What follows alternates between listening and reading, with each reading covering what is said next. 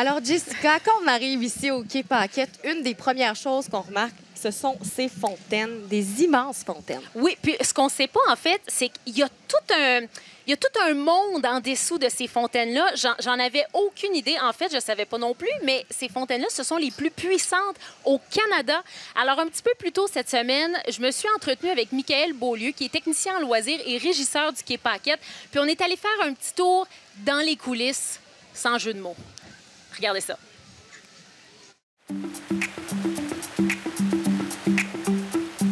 Michael, on est devant les fontaines du Quai Paquette qui apparemment sont les plus puissantes au Canada. Qu'est-ce qui se passe? Pourquoi?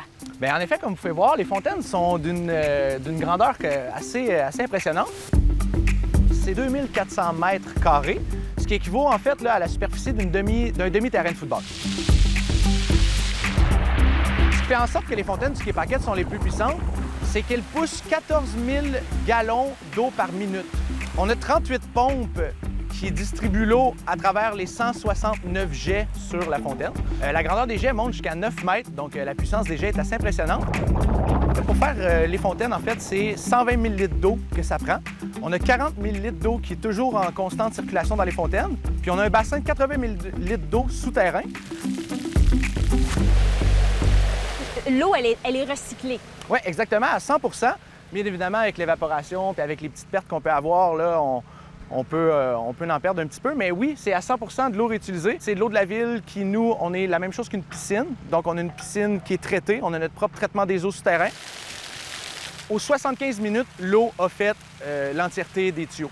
Ça prend 75 minutes le circuit au complet. Exactement. La goutte qui est propulsée dans les airs avant qu'elle revienne se faire propulser, ça prend 75 minutes dans son cycle de vie avant de revenir dans la fontaine.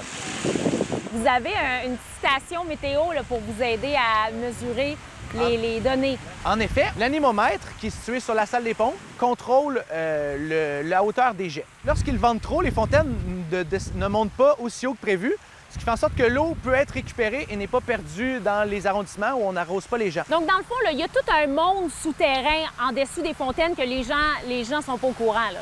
Exactement. Une grosse piscine, 10 km de tuyauterie. On a un gros cerveau pour tout contrôler, en fait, les fontaines. Est-ce qu'il y a moyen d'aller visiter? Bien, certainement. Bon, bien, je vous suis.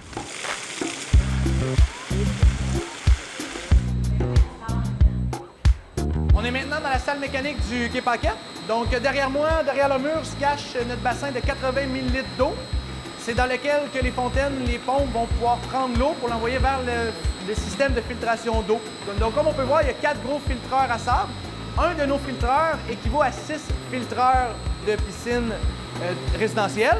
Ces 4 gros filtreurs vont filtrer l'eau pour par la suite passer à travers un système de traitement des eaux UV. Par la suite, elle retombe dans le bassin.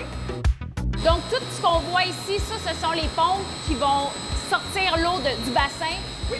Et l'envoyer dans les airs. Exactement. On a 38 pompes pour desservir les 169 jets sur le site. Ce que vous pouvez voir ici, en fait, c'est le panneau de contrôle. C'est le cerveau qui contrôle toutes les fontaines. Donc ici, c'est lui qui contrôle le niveau d'eau du bassin qui est de l'autre côté du mur. Donc s'il y a trop d'eau dans le bassin, il est capable d'en faire évacuer. À l'inverse, si on n'a pas assez d'eau, il est capable d'en lui en donner.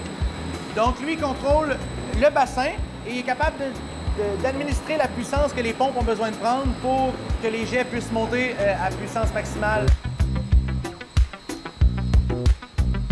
Bien, merci beaucoup, Michael, de nous avoir montré ce côté franchement inusité des fontaines du Quai Paquette. Bien, merci à vous. Venez voir au Quai Paquette, on est toujours là pour vous.